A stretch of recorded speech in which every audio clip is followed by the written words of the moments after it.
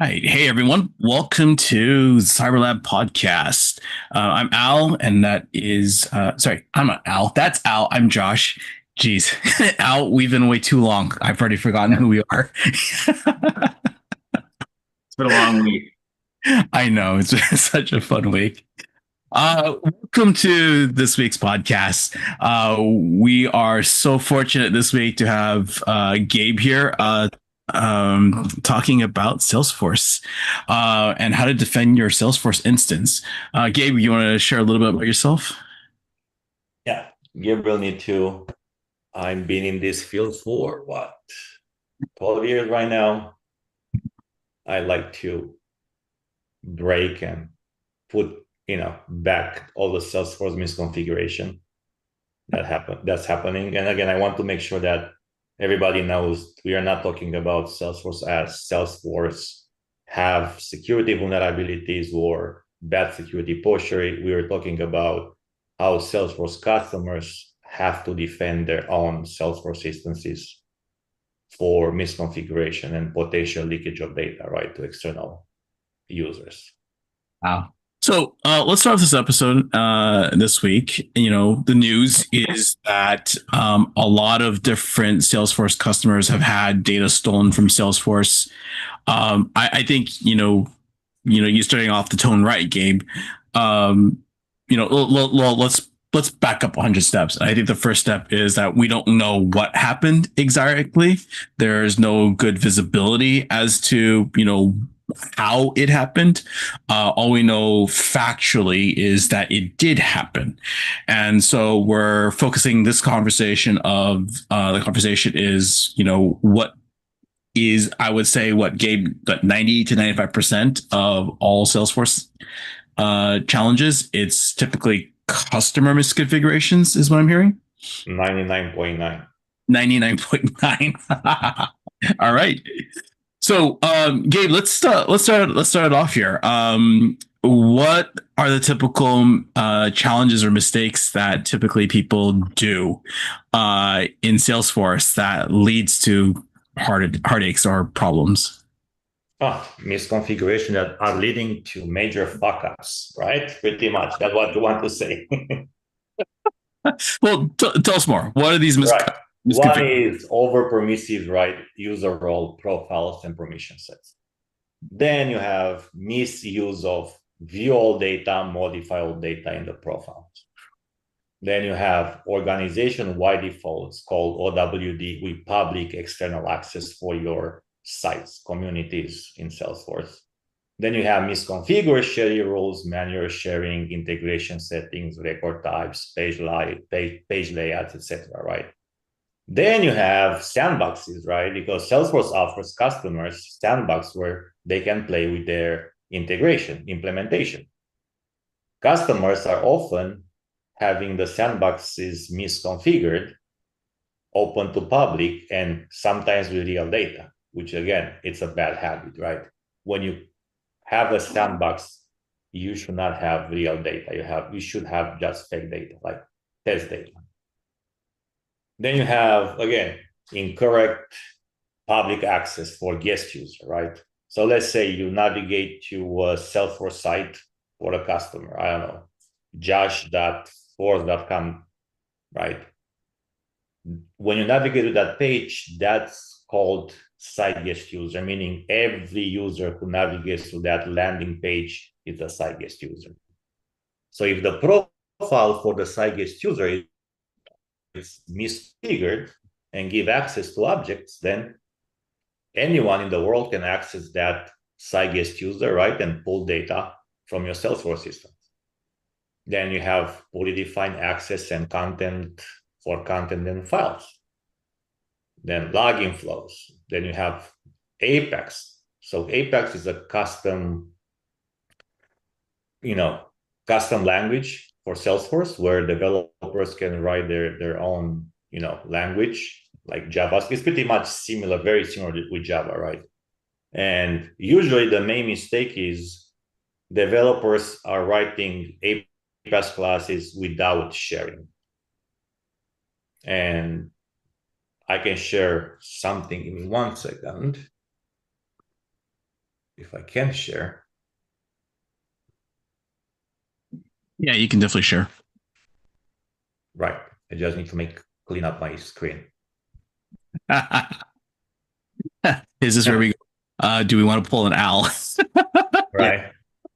Here's my passwords. Go Right. ahead. Hack me. I dare you.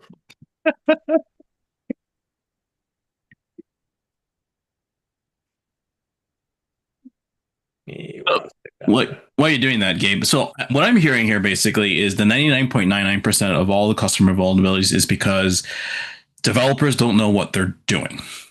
And they're, doing things that are just absolutely just horrible practices at the end of the day. Right. So this is Salesforce sharing model complexity, right? Can you So blow, by the way? at the very bottom, you have profile, then you have permission sets, you have worldwide defaults or sharing settings, you have role hierarchy, sharing rules, manual sharing, team sharing, public groups, and then the worst of the worst that has the most power is Apex. So let's say your instance has everything properly set, no access, zero. And our developer writes public class with no share without sharing, then you give access to everything like what that Apex class is calling. Let's say you call accounts object without sharing means you get access to that object, all the data in that object, all the fields. So let's look at this here really quickly here. So with all these different layers and permissions and everything like and that we understand that Salesforce as a solution, um you know all these different layers play into different things, but why are these developers making such huge mistakes that are allowing these gaping holes? Like, what's causing this? It's not like a developer can just knowledge. Knowledge, yeah. Well, I thought that, like, there's all these different training modules and everything that as administrators or anything you have to take to be even permitted into this Salesforce instance.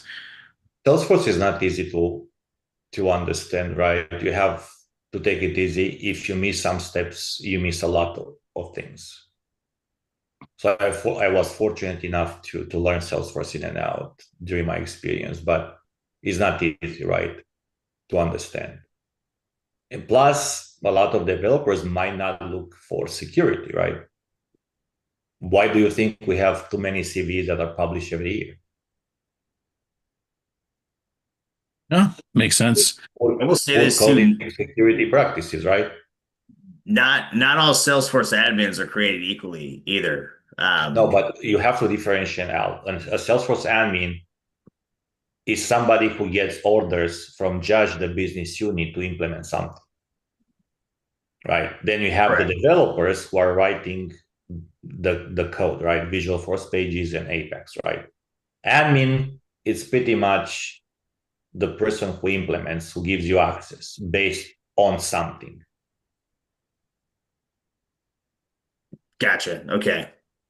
Makes sense? So I'm not expecting admins to be developers, security people, and admin. You cannot, right? You can't. Yes, it's a big ask, right? To understand all that, especially with how dynamic Salesforce is right now. Right. So let's say you are the admin out, right? Josh is the business unit, right? And I'm the developer, right? So me and Josh come to you and say, Al, we need this integration user, right?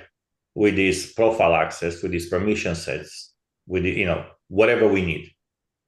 You don't ask questions why you need to give this type of access. You just execute. Gotcha. What is missing in this process is me and Josh documenting an RBAC, right? Right. A document where, like, okay, profile A has access to all these objects. Why? Or should I have access just to accounts and contact? Gotcha. Yeah. So justification, right? Essentially. Correct. Right.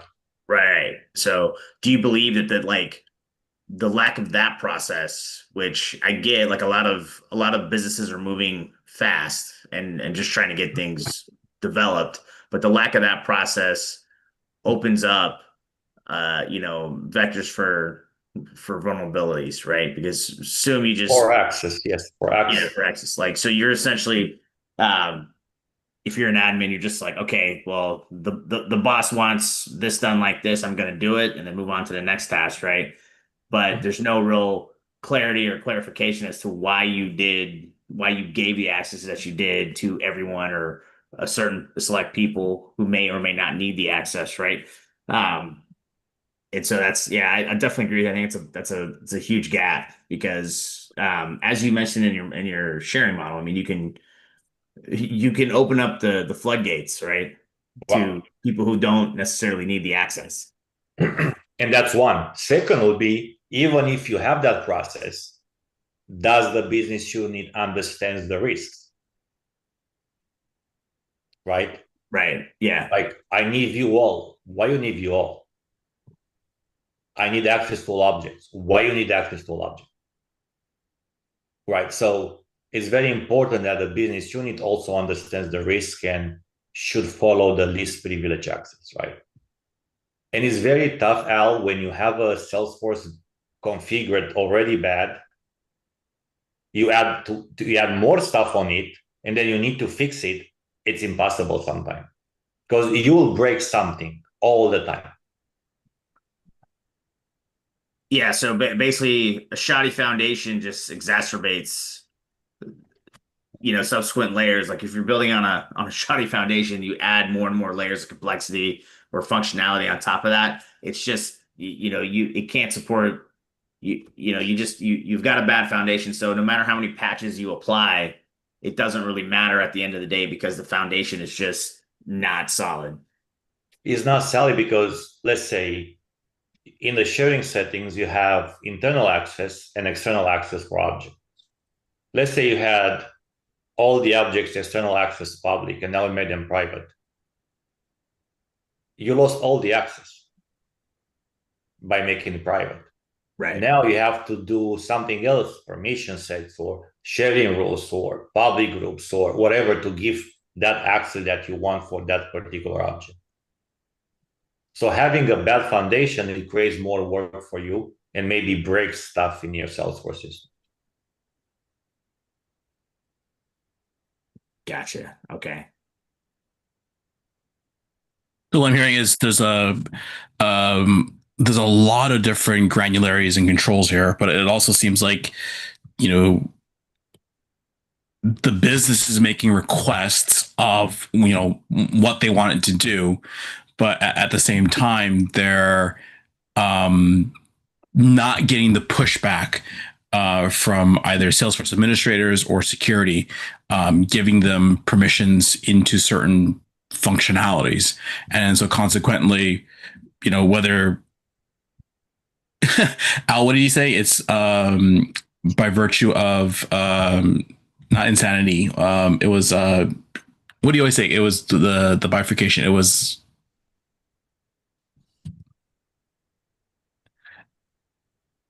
Uh, I don't I have a saying, right? Nobody cares until it's happening. And when it happens, nobody's at fault. So yeah.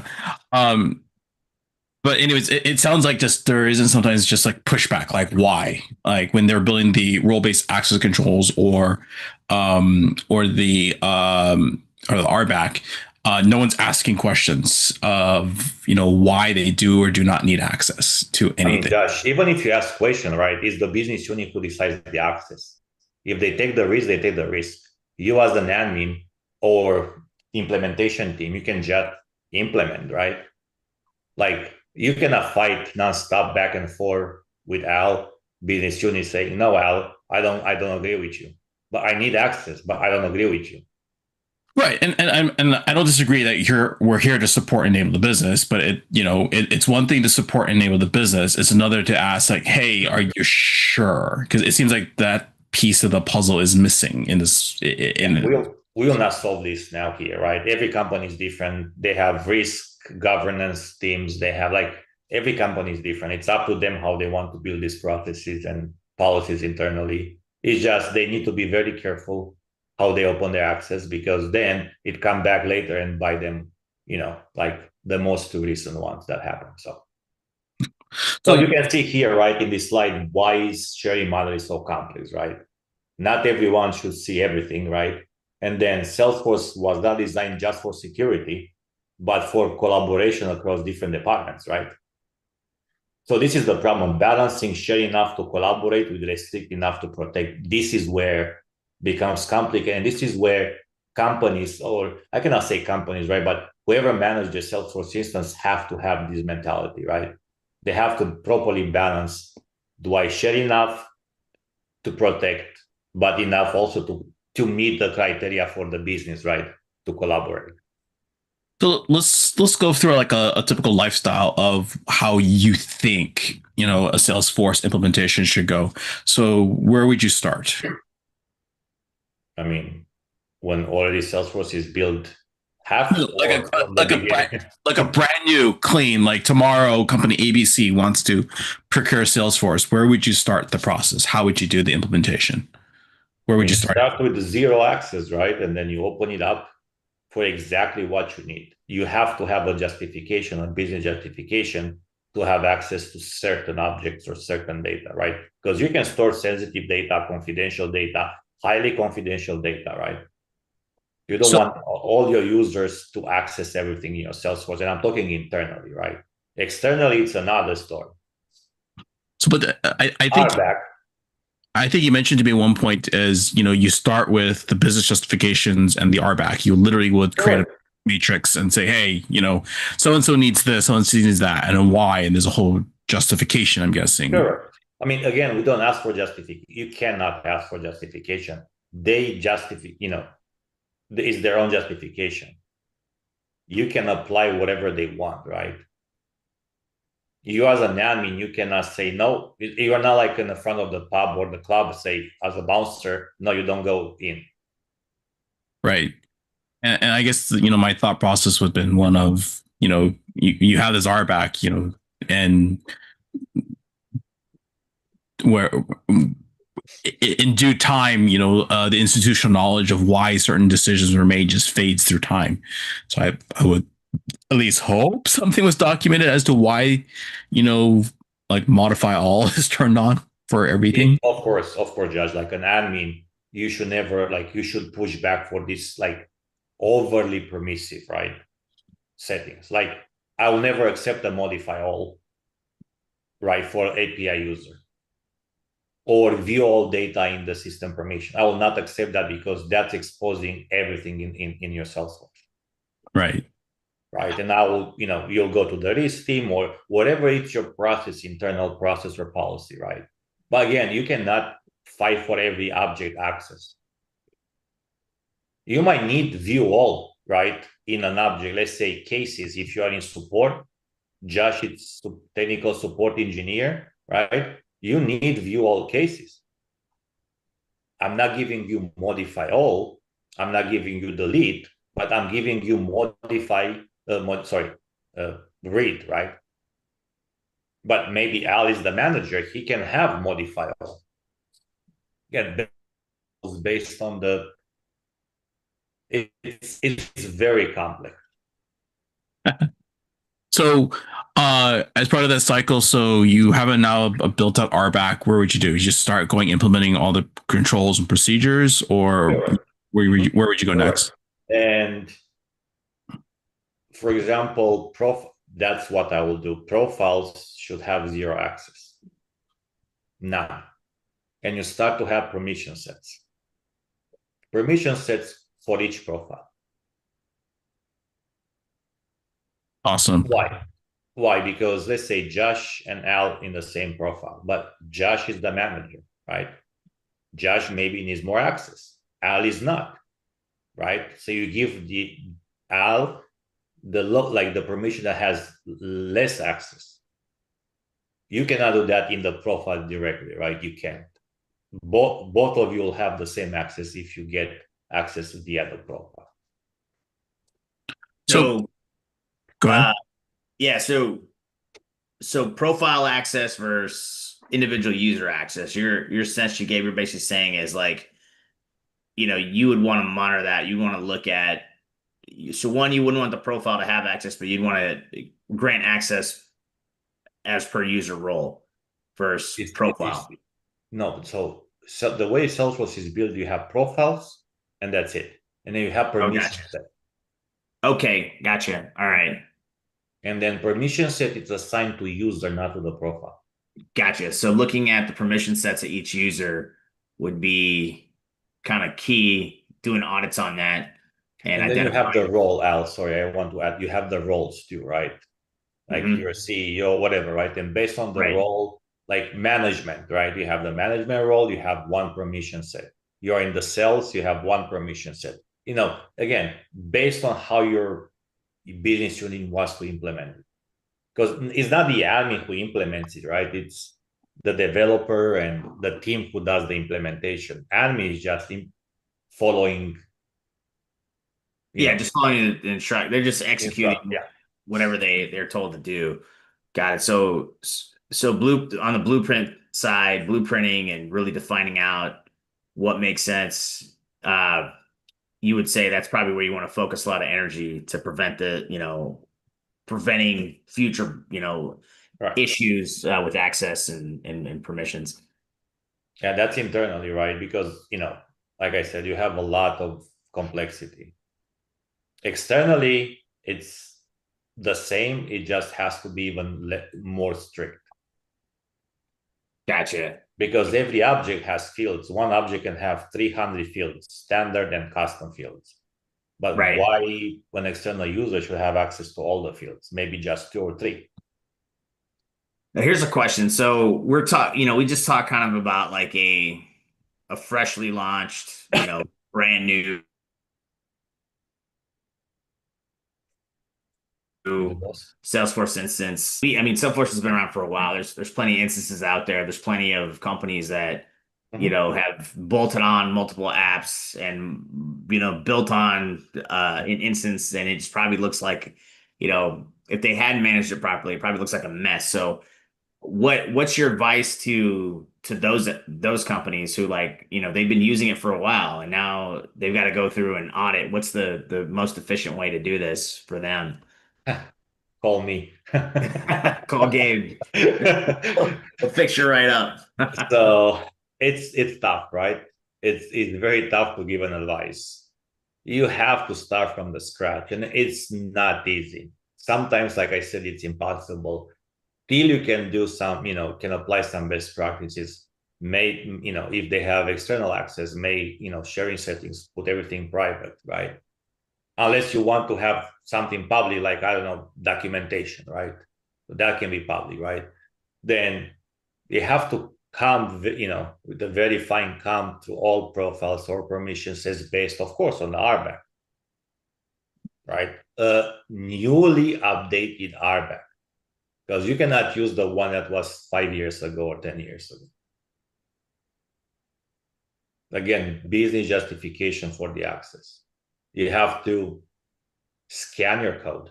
And by scan your code means custom APAS classes, right? And look for those without sharing, right? Public classes, or I enable public classes without sharing, things like this. And why these classes, APAS classes, right, are having access to these objects and fields. Then managed packages, right? Install managed packages. You have to update them all the time. If you install a managed package in 2021 and you didn't update it until today, that's a problem, because that managed package might have 6 new versions that are fixing bugs and security vulnerabilities, right?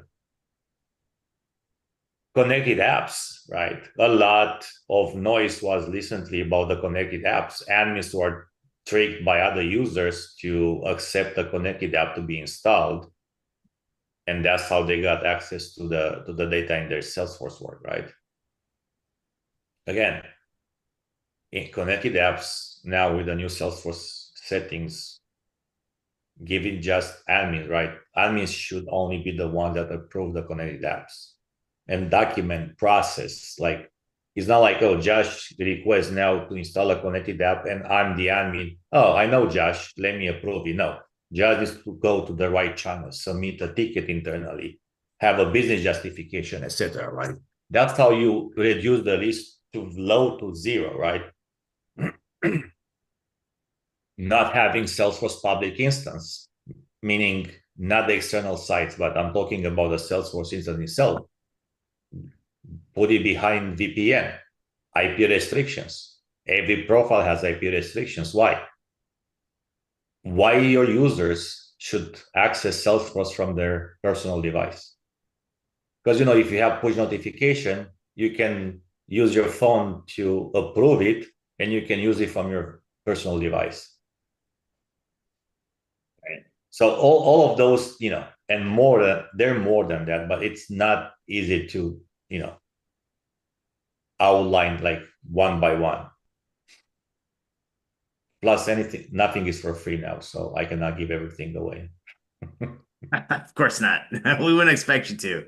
But I mean, so from a perspective, like we understand like it's a complicated process if you've already deployed a Salesforce instance, but we do also understand that like users come and go, right? I mean, people find new jobs, people leave jobs, businesses expand, they acquire other businesses, you have to add users, they sell off business units, you have to get rid of users, right? Is there a best practice on auditing the users? Like, your user logs on how many users you have and who has permissions. Is there a recommended like audit interval that you would say to help reduce some of this stuff? Because and I'm speaking from experience where I know there's some companies that go like 2 years before they audit the user log. They just assume that part of like the exit process, that I'm going to do it in quote. The IT department will remove user access for said user, and that's not always the case. Sometimes that process is broken. Having done plenty of HR investigations in my day, we'll go back and review audit law, and it's like there's 100, 200 users that don't work here anymore. Why are they still in the system? Why do they still have access, right? Because again, each company, I cannot talk what every company does, right? Like, right. You have 50 users that this year left, right? Every time when a user leaves, right, your IT department has to notify you to make that user inactive. You cannot delete the user, you're just making inactive, right? So that's one. Adding new users, again, RBAC. What business unit are they part of? What is their role? What access do they need, right? And regular audits can be done, but again, based on the RBAC. Now, it's not easy to ask, but every company should have updated RBAC at least every year. They have to go to their RBAC and say, is this something that is still valid from last year, or we want to add or remove some access? And again, Salesforce is not the one-person job. I agree. Every company should have at least 2 people in security that take care of Salesforce, right? Salesforce implementation. And I'm not talking just Salesforce, because Salesforce can communicate with MuleSoft, with Snowflake, with the API integration users, right? So at least 2, 3 security people that are specialized in Salesforce and provide best practices, approving requests, and do like thread model for each implementation, doing annual review of the implementation based on an updated RBAC. So if that's your question, I don't know if I answered it or. Yeah, no, you did. I mean, I think that's always something that people struggle with. Like, I mean, because obviously audits take time, right? If you're doing an audit, you're doing the audit, right? Which means you're not doing something else. But it's also like the chicken and the egg, right? Like you've got to do the audit or you can't, continue moving forward, right? Ali, it's simple, right? Like, you have all these, tools that you can use, like, you can match the 2 documents from last year and this year, right? And then you can pull, let's say, Workbench, you can pull or any other tool, you can pull all the permissions that you have for that profile, settings, access, and you just match it. It's not something that, you can automate that too, right? Right. I mean, I see you have your using Splunk. I think that's a great pairing of Salesforce and Splunk to speed the process up for sure. So, I mean, I guess, Gabe, I guess one question I keep running in my head here is like, why aren't these gaps in RBAC being detected in advance? Like, who's like minding the henhouse in these Salesforce instances? I do not know. Would you say like so when we talk about RBAC, right? And who should determine that? Where have you seen it? Where have you seen RBAC like justification? Where have you seen it work well? Like what role within the organization? Where have you seen it just been a complete disaster, if you can say, as far as who should own the RBAC like role as far as creating the justification and understanding? I mean, we already talked. I cannot talk again about my company or other companies, right? I can just Right. talk my own, like my 2 cents. RBAC should be controlled by the business unit. They are the ones who need the implementation, right? Right. Right. They have to provide the justification. Again, the admin and the security person, right, can say, no, this is too much, like view all data, for example, like I mentioned before. What they should do, again, every company is different. They can go and say, hey, business unit, this is too much. Do you accept the risk? If yes, go and talk with the risk team, talk together, figure out, and let us know. Let us know, meaning something like approval or denial, right, of the risk acceptance. And you cannot do much. You can implement, even with the view all data. If that's what they determine, right, you just implement what they want. So what keeps you up at night when it almost sounds like you as a pen tester, as a red teamer, something in the fact that in all the permissions and all the modeling here and everything that's been done, you know, it wouldn't surprise me to know that when you look at something just at a cursory level, when you hit different Salesforce instances, like, you see something like, oh yeah, that's probably this permission is probably implemented. Not saying that you're going to, poke at people's instances, but it wouldn't surprise me to hear that you look at something just by, visiting a Salesforce site, and you get a pretty good gut feeling instance that, it's not being done right in the first place. I mean, depends, right? Depends. There is a lot of documentation online, right? And I'm not going to talk about it, but depends what is leaked, right? If it's leaked something like, I don't know, a document that needs to be public, or it's already public available, right? That's nothing. But if it leaks full name and an email address that is not publicly available on that site, then that's a problem. And again, I'm not recommending people to go and poke around unless the company has a bug bounty program and that it's specifically in the scope, or the site terms and conditions it's allowing them to do that, security research. So that's my don't poke around unless you have permission from the company. So what would you say, like, the OWASP top 10 misconfigurations you typically see, other than like overly permissive?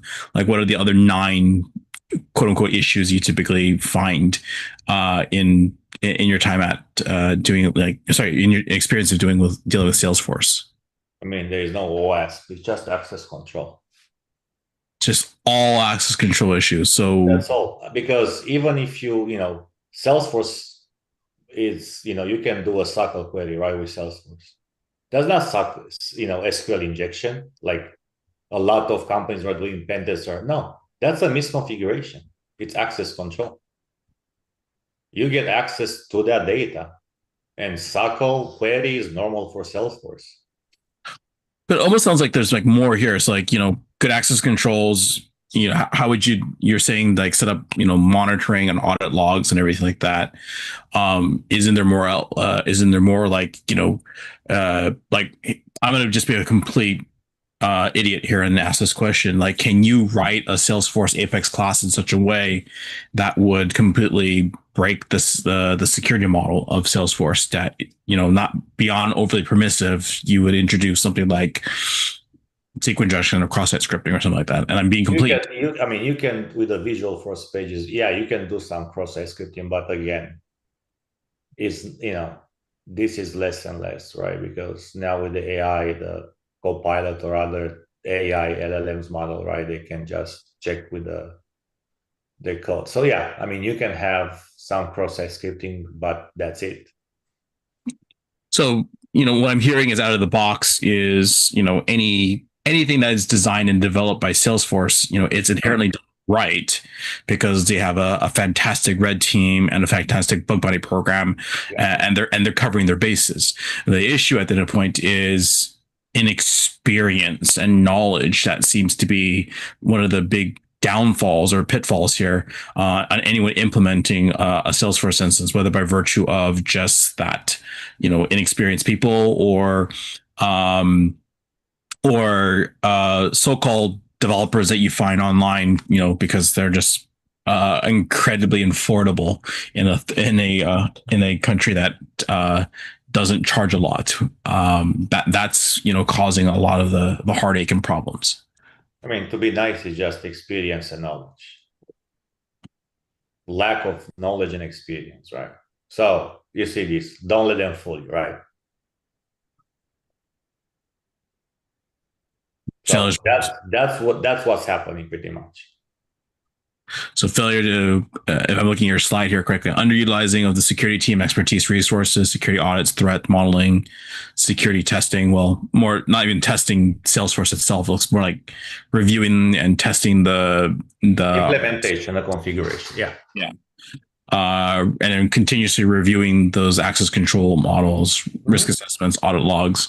So, it sounds like it's a lot of the basic, crawl, walk, run. It's the basic items that we always talk about here. It's just people, whether being indifferent or not, is just not focusing on the heart of the Salesforce. Applying the same security controls as if they actually own a Salesforce physical tenant, basically. They just treat it differently because it's a cloud model. I cannot say. I cannot agree with your last part. Again, for me, just gap in process policies and gap in knowledge and experience. And we can explode to this topic, right? We can talk until tomorrow, right? Like hire the right people, right? With experience and knowledge. This is not just something that you can learn on the spot. No, or you have it, or you struggle to understand it, right? And then gap in processes and policies. RBAC, threat modeling for your implementation, all these processes that every company can have, right? You have to apply them and be very strict by the book. If not, you'll have the risk to expose data. So how often do you recommend enterprise to actually go and actually do a full-blown assessment of their every year? But again, Josh, unless you don't, like I'm doing it today, unless for the next 3 years you don't do any changes, it's good.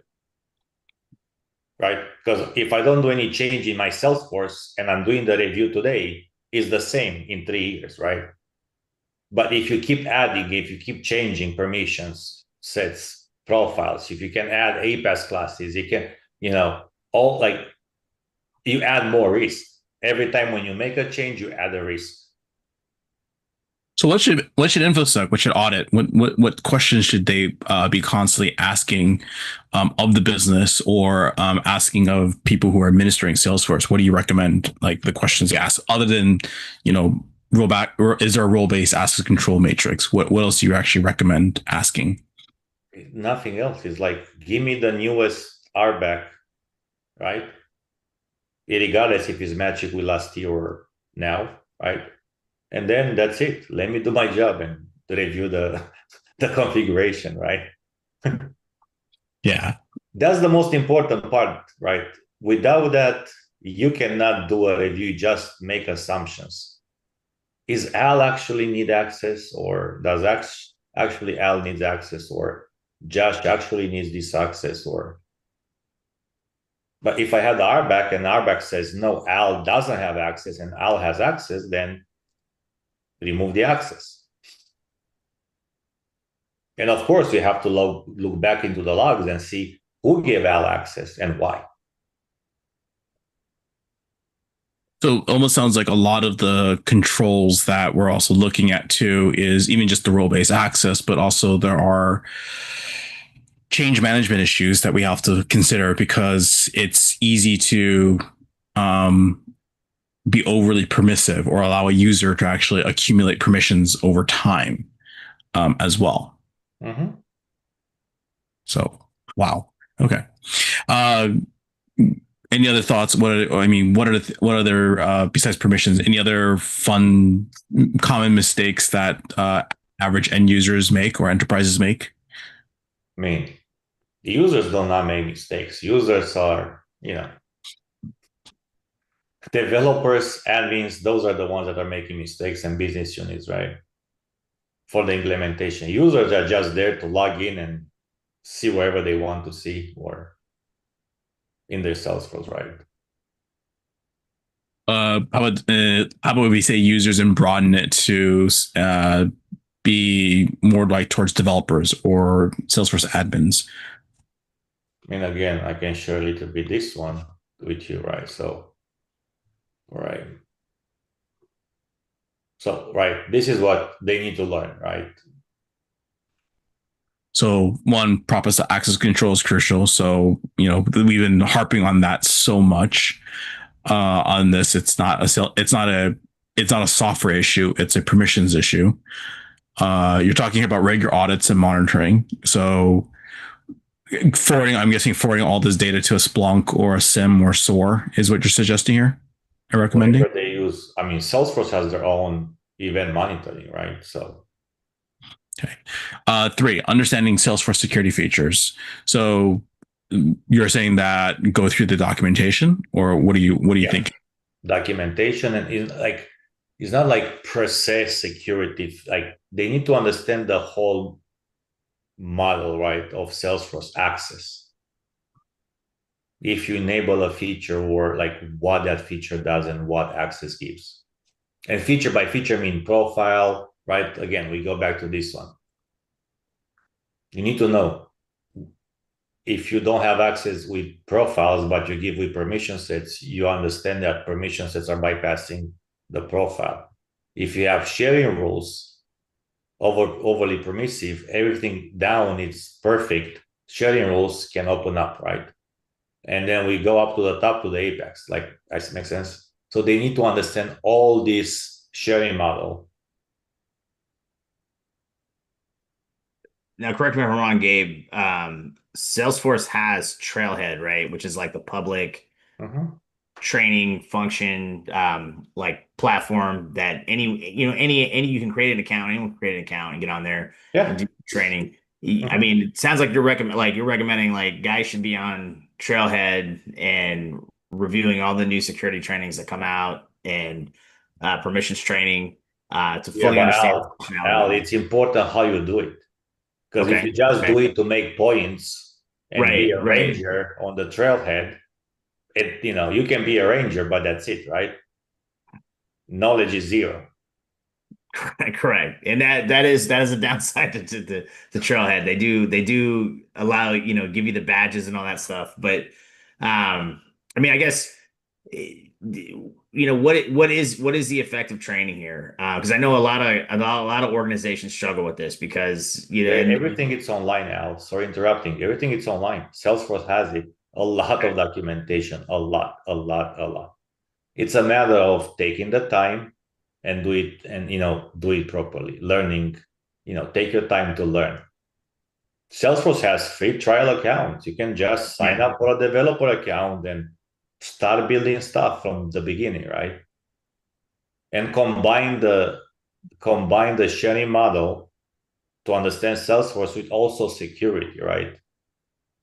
And it's hard because, in my opinion, admins should be also having security knowledge. If you have an admin with zero security knowledge, then doesn't matter how well you know your Salesforce sharing model, right? If you don't understand security.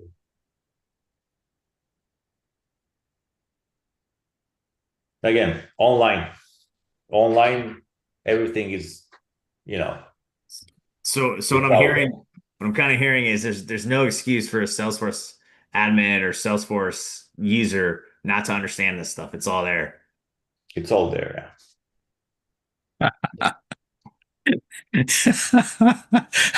I think we could file this under problem exists between keyboard and chair, Al. Yeah.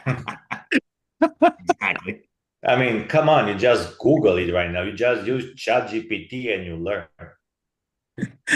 You have everything on the palm, like, not like 20 years ago, I had to go to the library to find something to read about, right? Now you have everything. You can just use ChatGPT or any AI model that gives you this type of information, right? And of course, with AI, like ChatGPT, you might want to check Salesforce documentation because it's not 100% accurate at ChatGPT all the time. But still, you have the information there. So I guess my question then was, like, when you talk about something like backup and recovery plans, when like what are you backing up and recovering from Salesforce? Because it's, in the cloud per se. So it's not like you can back up your data. You have the opportunity to back up your data. Plus Salesforce is already, certified. Okay. But you can back up your data. You as a Salesforce admin, you can back up the company data. And that's recommended by Salesforce in the documentation. And then when it comes to like data security and privacy compliance, what are you thinking, or what are you looking at in those lessons? You have to know what data you're storing in Salesforce. Do you have a data classification? If what type of data are you using? Salesforce new features that are masking all those highly confidential information, like social security, for example. Right? You have to, like, if you are a hospital and you have a Salesforce instance, you have to be HIPAA compliant, etc. Right? Protection of the patient data. So how you do that? Do you leave it in a plain text for everyone in your Salesforce for all your Salesforce users to access it? You should not have that, right? It should be masked and encrypted. And then regular audits. I mean, by audits, I'm thinking you're thinking internal audit, running the internal audits for sure. So let's say as an IT auditor, what should be asking for? Obviously the RBAC, but what else should we? So let me step back. You're not an auditor. You are the security person in charge of the CRM, right? And your role will be every year to perform a full audit of your Salesforce systems and all the integrations that are communicating or pulling or adding data or pulling data from your Salesforce. So are you saying that internal audit does or does not need to be engaged as part of this process? Again, you are talking audit more like compliance. No, you're talking about a team who manages from security standpoint the CRM like Salesforce and MuleSoft and Snowflake, for example, right? And every year you have to go and review against Salesforce configuration to make sure that there are no security misconfigurations that can leak data. Right? You have Snowflake or MuleSoft that pulls data from Salesforce. You want to see what data you're pulling and if something changed, right? Because you're not the admin. What if an admin is changing something without letting you know, following the process? Hey, Josh, I want to change this, and you say no. What if that admin bypasses you and change something, right? You want to do the audit based on everything that you documented, right? If something changed. It's just a comparison, right? Exactly. Exactly. And then verification of controls and yeah, it's not like an audit. Don't think it as an audit like you're an external audit like for ISO, right? You need an don't think about it. That's what it meant the regular audits meant, like pen test, right? You do a pen test every year for your product, right? For example. Yeah, I was looking more like of an internal audit because most of the people who has Salesforce typically is a regulated entity by virtue of because they're on the stock exchange, because that's they are the typical ones who actually procure such a platform. So I was just thinking like from a internal audits, internal IT auditor's perspective, like should I even be putting this in my scope for regular audits annually just for GRC purposes and regulatory oversight? Every company is built differently, right? They have different departments, different security teams. So, but whoever is in charge from security, right, organization for Salesforce CRM and any other third party that's pulling data or adding data to Salesforce, right? They need to take care of this security audit review, whatever you want to call it, to make sure that, yes, we are still good. Processes are followed, nothing was changed, right? Interesting. So I think we're hitting close to our goal here. What are your biggest takeaways at the end of the day? Like if no one listened to this 40-minute conversation, what's the big conclusion, the big takeaway here? Feel free to read it. That conclusion is right there. Perfect. Which is, there's a lot of risks associated, and I'm sorry. So you're saying here, Salesforce misconfigurations can have significant repercussions, and that the consistent vigilance, proper configuration, and security best practice are essential to avoid the risks associated with Salesforce misconfigurations. And learning from past mistakes and being proactive measures and organizations can mitigate risks. Salesforce ensure that Salesforce environments remain secure, functional, and aligned with business objectives. So basically, read the code for me, right? Basically what companies need to know.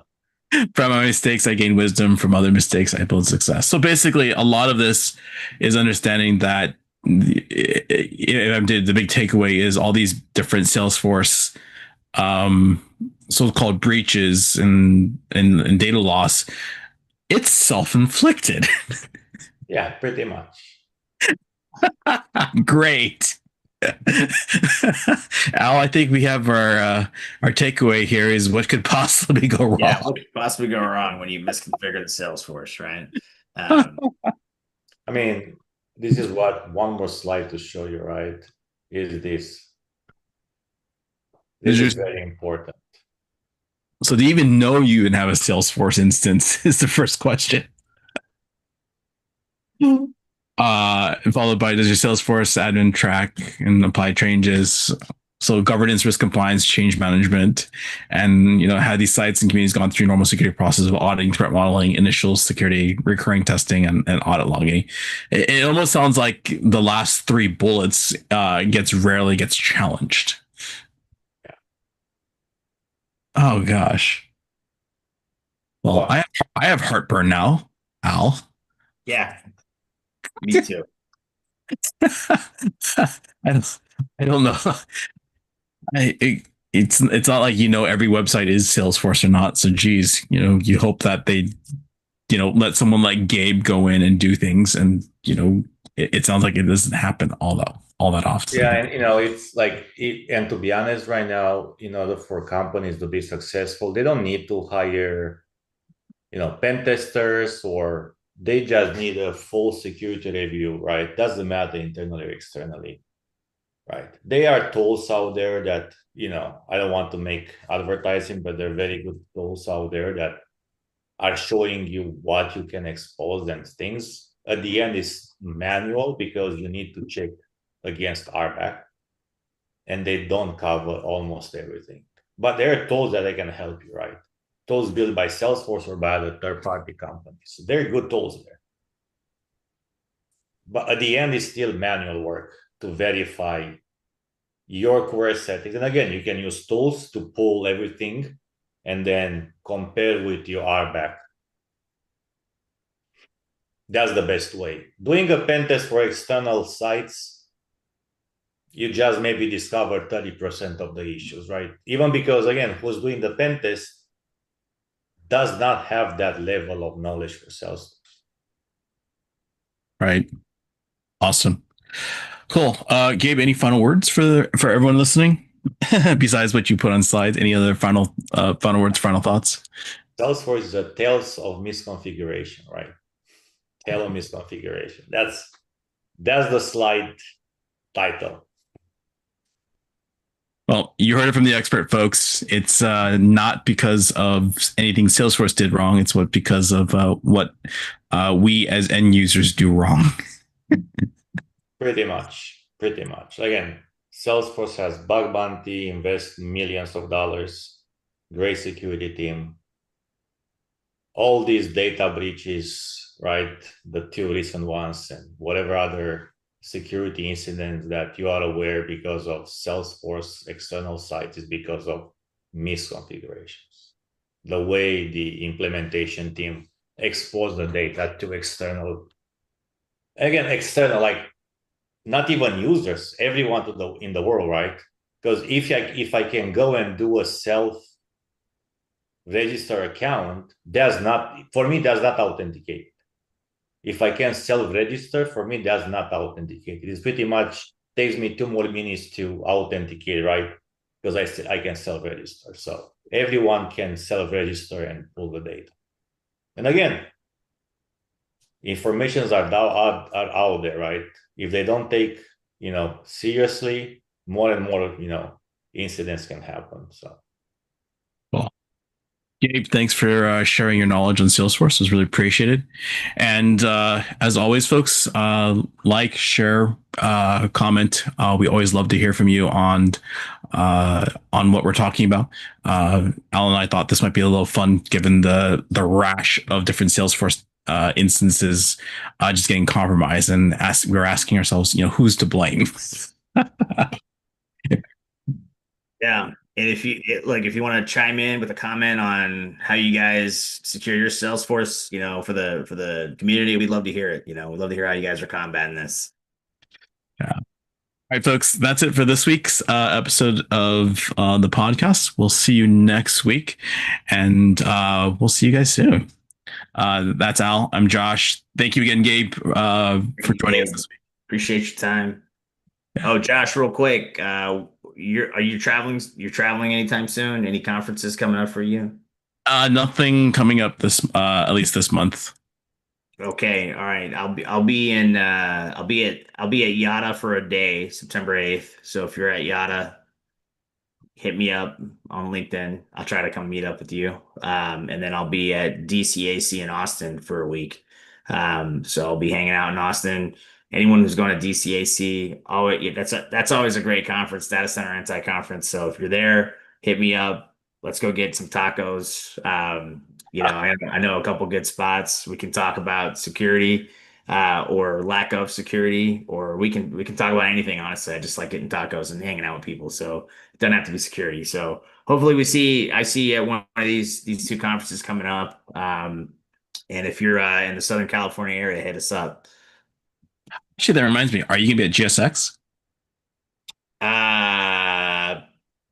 That's New Orleans. That's a tentative yes. It's a tentative yes, but we like I just never know. I probably know, and Josh knows this. My travel schedule gets crazy sometimes. I might know 24 hours before, I might know a month before. I don't know sometimes. So as of right now, tentative yes.